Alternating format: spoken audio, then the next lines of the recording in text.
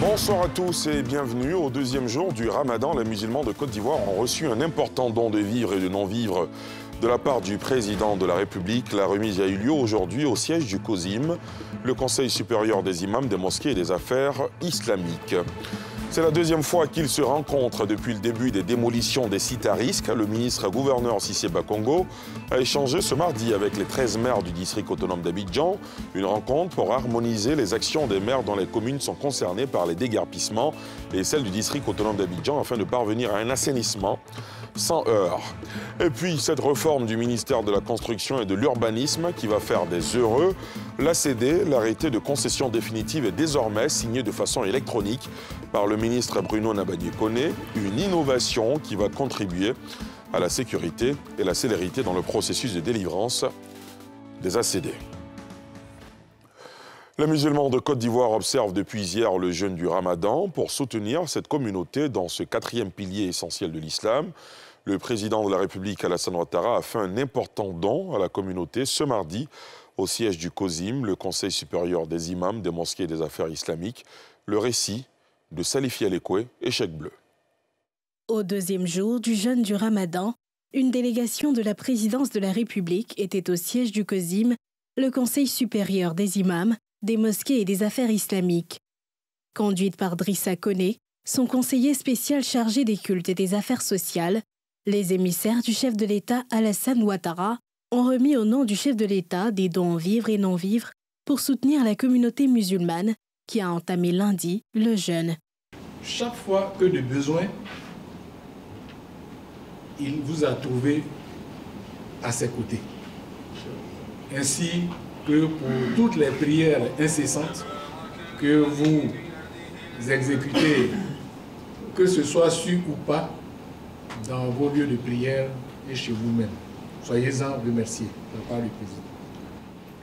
Les temps qui s'ouvrent à partir de ce jour pour un bon mois constitueront pour les fidèles qui prient derrière vous des temps forts, intenses en prière et invocation. Pour sa part, le chef de la communauté musulmane a salué cette action constante du président ivoirien. Dans la foulée, de nombreuses prières ont été formulées pour la paix et la stabilité dans le pays. Remercier Monsieur le Président de la République et lui témoigner la reconnaissance et la gratitude de la communauté musulmane. Merci pour ce qu'il a fait hier. Merci pour ce qu'il fait aujourd'hui. Et merci pour ce qu'il fera demain. Non seulement pour la communauté religieuse, mais pour toute la Côte d'Ivoire. Au total, ce sont 354 tonnes de sucre et 386 tonnes de riz destinées aux communautés de fidèles et aux imams, dont 96,8 tonnes de sucre pour Abidjan et 118,1 tonnes de riz destinées aux structures et associations, institutions et mosquées. En numéraire, le COSIM a reçu la somme de 1 500 000 francs quand les autres organisations et structures islamiques obtiennent 5 200 000 francs CFA. Quatrième pilier de l'islam, le Ramadan, mois de jeûne des musulmans, s'étendra sur une durée de 30 jours. Nos reporters Salifi Alekwe et Cheikh Bleu reviennent ce soir sur l'importance de ce mois, ses interdits et les pratiques recommandées. Nous sommes de plein pied dans le Ramadan, quatrième pilier de l'islam. Mois de jeûne de 29 ou 30 jours, durant lequel les musulmans en parfaite santé s'abstiennent de boire, de manger et d'avoir des rapports sexuels au cours de la journée. Selon les guides religieux, il s'agit d'un mois d'une grande réforme pour les fidèles musulmans. Le jeûne expie le péché de l'être humain. Le jeûne a un bienfait non seulement sur le corps physique, et en plus sur l'esprit de l'être humain. C'est pourquoi Allah l'a exigé. Le jeûne nous amène à être assidus dans les adorations. La condition de jeûner, il faut être musulman, il faut être pubère parce qu'un enfant ne jeûne pas, il faut posséder ses facultés de réflexion, il ne faut pas être débile mental ou un fou, et aussi il faut être résident, ne pas être en voyage. Pendant le voyage on ne jeûne pas, il faut aussi se porter bien. Et donc pour ceux qui ne peuvent pas jeûner, dans ces conditions, ils reportent leur jeûne à un autre jour. En cas de maladie incurable, celui qui doit jeûner ne peut plus jeûner parce qu'il est malade et la maladie ne peut pas être guérie jusqu'à ce que la personne reporte cela un autre jour. Et donc il y a une compensation et cette compensation, il faut nourrir des nécessités, il faut nourrir des pauvres. Et cela, c'est 2,5 kg pour chaque jour. Plusieurs actions sont recommandées au cours de cette période, selon les recommandations divines. Pendant le jeûne, et surtout dans le mois de Ramadan, vous voyez que chaque être humain veut être altruiste, généreux. Il y a le partage, il y a la compassion entre les hommes. Et tout cela fait que nous pouvons atteindre une certaine dimension spirituelle qui est la crainte de Dieu. Ce qu'on doit faire pour pouvoir élever la dimension du jeûne, il y a tout ce qui est adoration, tel que la lecture du Coran, tel que le zikr, tel que faire des actes de générosité, partager avec les autres, dire des bonnes choses, aller écouter des bonnes choses, être dans un milieu spirituel. Et tout ce qui est spirituel, tout ce qui est adoration, quand on est en jeûne, c'est ce qu'on doit faire pour pouvoir embellir le jeûne. La fin du Ramadan est marquée par la fête de l'Aïd el-Fitr, l'une des 2 grandes fêtes des musulmans. Je vous l'annonçais en titre, le ministre gouverneur du district d'Abidjan, Cissé Ibrahim Bakongo, a rencontré ce mardi à la mairie de Treichville les 13 maires du district autonome d'Abidjan pour la 2e fois depuis le début des démolitions des sites à risque. Une rencontre pour harmoniser les actions des maires dont les communes sont concernées par les déguerpissements et celles du district autonome d'Abidjan afin de parvenir à un assainissement sans heurts. C'est un sujet de Pierre Dipomelin et Fulgence Kissiedou. Cette rencontre entre le ministre-gouverneur du district autonome d'Abidjan et les maires est la 2e du genre après une première tenue à l'hôtel du district du Plateau. Elle s'inscrit dans un cadre de concertation permanent mis en place après les démolitions de Boribana et les sites critiques de GESCO. Il s'agit d'harmoniser les actions en vue du succès des opérations de déguerpissement en cours. Lors des échanges, les maires ont présenté leurs difficultés et préoccupations au ministre-gouverneur. Chaque maire a exposé les difficultés sur son territoire, a exposé les mesures qu'il compte prendre avec son conseil municipal et de l'harmoniser avec les activités et les actions menées au niveau du district autonome d'Abidjan. Je peux vous dire que ça a été une réunion positive, une réunion fructueuse, une réunion où les échanges ont été francs, mais qui ont montré la solidarité des élus, la solidarité du district entre ces 2 entités. Ces rencontres informelles, selon le ministre-gouverneur, ont permis de briser le mur de méfiance et décrisper les rapports avec les maires depuis le début des opérations de démolition. Nous avons eu une très bonne réunion. Les quelques zones d'ombre qui existaient du moins entre nous, nous les avons clarifiées, que ce soit à Port-Boué, que ce soit à Yopougon ou ailleurs, nous avons levé toutes les zones d'ombre. Désormais, nous partons la main dans la main, de sorte à ce que la population du Grand Abidjan, au-delà des saisons pluvieuses, puisse vivre dans un cadre assaini, dans un cadre moderne, dans un cadre développé. Ce cadre de concertation est fait de rencontres tournantes. Après l'hôtel du district du Plateau et la mairie de Treichville, le cap sera mis les jours à venir sur Port-Boué, où près de 20 sites à risque ont été identifiés. Près d'une semaine après la mort massive de poissons sur la baie de Vridi, les analyses et enquêtes conjointes des structures compétentes engagées dans ce dossier ont livré leur verdict. Les résultats de ces investigations ont été rendus publics ce mardi au cabinet du ministre de l'Environnement à Abidjan Plateau. Le compte-rendu de Mardoché Kouassi et Joseph Zécré.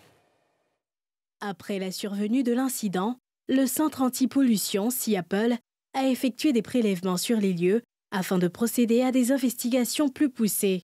Les résultats de ces analyses et recherches ont confirmé les hypothèses des experts. La forte mortalité de poissons observée sur la baie de Vridi la semaine dernière est due à un déficit d'oxygène. Il y a une mortalité de poissons, c'est la conséquence de la pollution organique générée par nos activités sur la qualité des eaux du milieu lagunaire et plus précisément dans la baie de Biétry. Pour ne pas que ces phénomènes se surprennent l'année prochaine, il faudrait qu'on diminue le taux de pollution que nous générons sur la lagune. Si on a moins d'eau usée urbaine qui vont vers la lagune, pour endiguer donc, si vous voulez, le fait que la lagune soit un réceptacle de nos effluents urbains, cela va atténuer certainement parce que le milieu va s'auto-régénérer. Mais lorsque le milieu s'auto-régénère, que nous amplifions, que nous continuons d'apporter encore nos déchets dans la lagune, il va avoir une capacité de charge à partir de laquelle le milieu ne va plus répondre et va mourir. C'est comme un homme. Il est asphyxié, il finit par mourir. Au vu de ces conclusions, le ministre Jacques Assaoré, en charge de l'environnement, a invité les Abidjanais à prendre soin de l'environnement et surtout du plan d'eau lagunaire. Habituellement, cette zone connaît ce genre d'événement, mais cette fois-ci, l'ampleur a été telle que tout le monde a été apeuré. Nous sommes venus là pour assurer les populations. Bien sûr, les recherches continuent pour voir s'il n'y a pas d'autres causes, surtout pour savoir cette pollution-là, quelle est la source, quelle est l'origine. Nous devons faire en sorte que cette lagune ne perde pas sa fonction écologique originelle. Ayons des gestes éco-citoyens, protégeons cette lagune. Les recherches se poursuivent pour déterminer l'origine de cette pollution. La pêche reste interdite sur la baie de Vridi, zone concernée par l'incident jusqu'à la fin de toutes les enquêtes ouvertes. On en vient à cette réforme du ministère de la Construction et de l'Urbanisme qui va faire des heureux certainement. L'ACD, l'arrêté de concession définitive, est désormais signé de façon électronique par le ministre Bruno Nabagné-Koné, une innovation qui va contribuer à la sécurité et à la célérité dans le processus de délivrance de ce précieux document, comme nous le montrent Nadia Eja et Joseph Zécré. Après environ 6 mois d'attente, Josiane Kouakou peut enfin entrer en possession de son arrêté de concession définitive ACD. Si ce délai semble raisonnable pour cette soixantenaire, il peut encore être amélioré grâce à la signature électronique signée, entrée en vigueur depuis peu. Donc ça sera une bonne chose qu'on informatise pour aller plus vite, pour ne pas faire souffrir celui qui a acheté son terrain. Il doit mourir pour que les ayants droit prennent le relais. Vraiment, ça serait une très bonne chose, moi, je trouve. Ça va encore accélérer les choses et puis, bon, les gens auront leur ACD. Si les usagers applaudissent cette innovation, certains, à l'instar de Paul Valéry, habitué de ce service, s'interrogent sur sa fiabilité. Tout le monde gagne dans cette affaire, parce qu'on aura plus de clients et c'est de l'argent que l'État aussi gagnera. Voilà. Plus le délai est raccourci, plus la demande est grande. Mais il ne faudrait pas que ça exclue quand même les différentes vérifications. Voilà. Parce que quand on apprend qu'il y a un ACD qui a été attaqué, ou bien un ACD qui a été retiré, ou bien un ACD qui est en suicide, nous, ça ne nous fait pas plaisir. Sur la question, le service de contrôle et de vérification du ministère de la Construction, du Logement et de l'Urbanisme se veut rassurant. Ce dossier physique qui complète plus d'une vingtaine d'éléments à regarder est déjà dans le système, scanné, prévu dans le système où chaque agent contrôleur peut rentrer, cliquer, s'il veut voir l'attestation de manuel, s'il veut voir l'extrait de pot, s'il veut voir la lettre d'attribution, s'il veut savoir si le lotissement est approuvé ou pas, etc., etc. Et donc, on n'a plus théoriquement besoin de ce dossier physique. Ça fait déjà un gain en papier et ça fait aussi certainement, au niveau du contrôle, ça va certainement nous faciliter la tâche. Un gain de temps et d'efficacité dans la délivrance de l'ACD qui peut désormais être signé par le ministre en un clic. Plus besoin d'être physiquement au bureau pour signer les ACD. Donc ça permet évidemment une fluidité plus grande. Ça permet une sécurisation plus grande également, puisqu'il y a la traçabilité que permet l'électronique. Et ça permet de simplifier parce qu'il y a quelques semaines, c'est encore des dizaines de parapheurs que nous avions devant nous et que nous signons quotidiennement. Ainsi, de moins de 20 000 ACD signés par an, la signature électronique va permettre d'atteindre les 100 000. Nous incitons nos compatriotes qui aujourd'hui ont un droit de propriété ou souhaitent accéder à une parcelle ou à un bien immobilier à mener la démarche pour aller jusqu'à l'acquisition de l'ACD. La signature électronique signée est l'une des plus importantes innovations du ministère de la Construction et de l'Urbanisme. Cette réforme intervient après plusieurs autres, notamment le SIGFU, Système intégré de gestion du foncier urbain, et le traitement massif. Dans l'actualité politique, des jeunes partisans du président de la République, Alassane Ouattara, entendent le voir remplir en 2025. Ce vœu, qui leur est cher, passe par une candidature au scrutin présidentiel d'octobre 2025. Réunis au sein de l'Union des leaders pour la candidature d'Ado en 2025, ils ont lancé à cet effet une pétition dont l'objectif, disent-ils, est de recueillir au moins 4 millions de signataires. Tiemé Dandje, Tanguy Conan. 4 millions de signatures pour la candidature du président Alassane Ouattara. C'est l'objectif que se fixe l'Union des leaders pour la candidature d'Ado, ULC Ado 2025.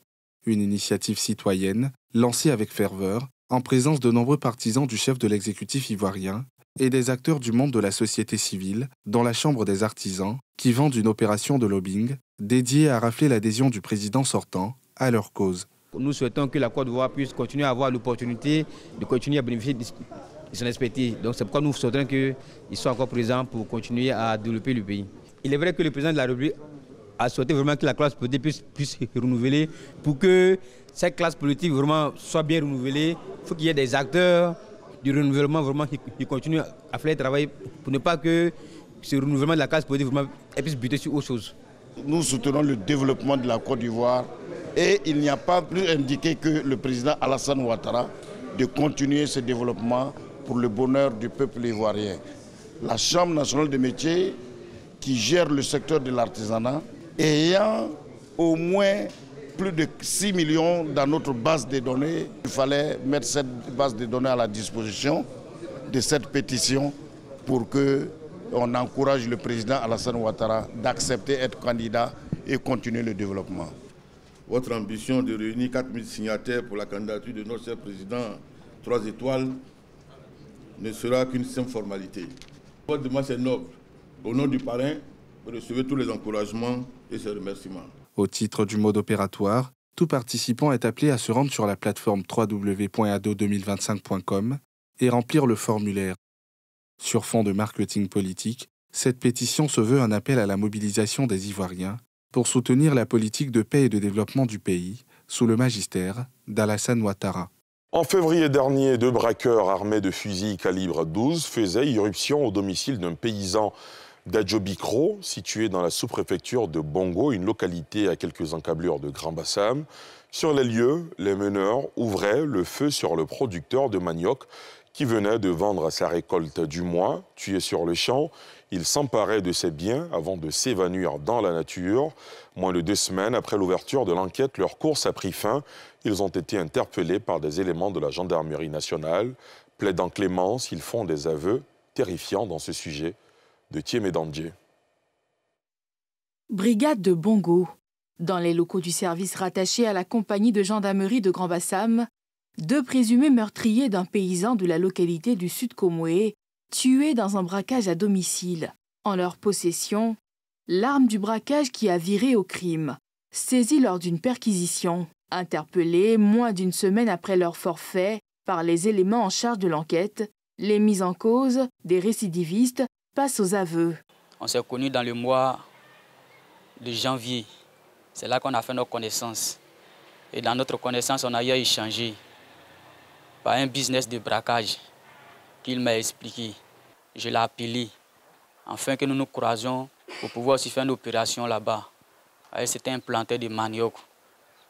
Et c'est comme ça qu'on a fait l'opération. Et dans l'opération, c'est moi qui ai tiré sur lui. Lui, il est rentré, il a pris l'argent.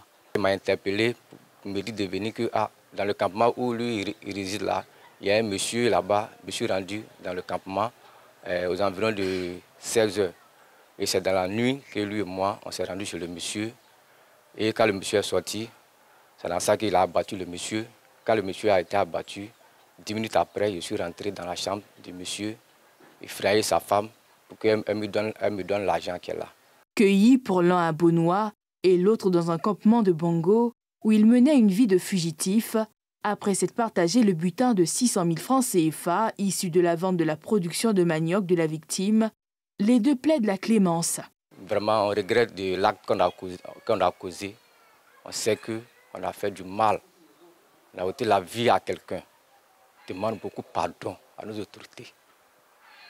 On demande beaucoup pardon à la famille de ce monsieur. On regrette beaucoup ce qu'on a fait. On demande pardon. Mis désormais à la disposition du parquet de Grand Bassam, ils vont répondre des faits de vol de nuit en réunion et meurtre avec préméditation. D'autres faits divers et d'autres histoires aussi dramatiques assurent dans Focus Faits divers. Ce soir, une autre histoire inédite. Après plus de 3 mois de disparition, les corps sans vie de Tokalou Lorana, 22 ans, et de sa cousine Koué Lorita ont été découverts dans un puits perdu, non loin de la maison où vivaient Lorana et Lopez, son petit ami. Une autre histoire inédite, comme je le disais à l'instant, à suivre dans quelques instants dans Focus Faits divers sur nos antennes. Vous l'aurez compris, c'est la fin de ce journal. Merci de l'avoir suivi.